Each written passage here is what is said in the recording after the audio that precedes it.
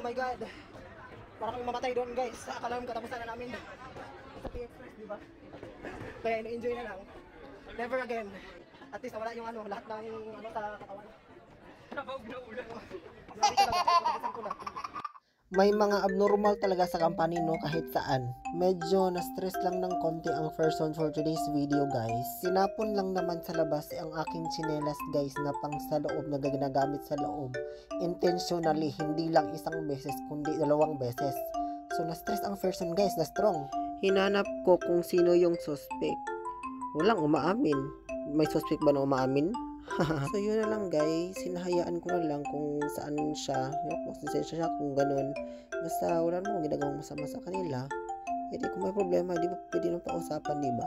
Basta masaya siguro sila sa mga ginagawa nila pag nakakaano sila ng tao, no?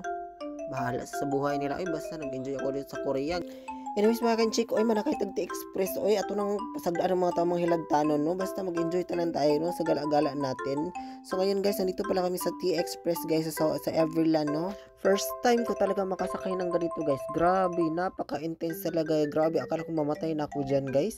Kung alam nyo na yung feeling guys, akala ko katapusan ko na talaga. Nagpalulula ako lumabas lahat talaga. Lahat ng stress, lahat ng pagod mo sa katawan, mga problema mo, parang nawawala guys. Grabe talaga, parang relieving ano to guys. Nakaka-relieve to sa buhay natin, no? Kaya kung gusto nyo i-try nyo na. Punta yung Everland guys, mura lang doon, mag-i-enjoy pa kayo, no? Anyways, this is Mako Imida mga ka-enchik. Basta lagi nyo nang tatandaan guys, always be humble, no?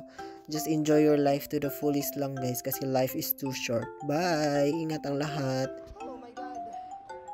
Para kami mamatay doon guys. Akala namin katapusan na namin. Sa P-Express, di ba? Kaya enjoy na lang.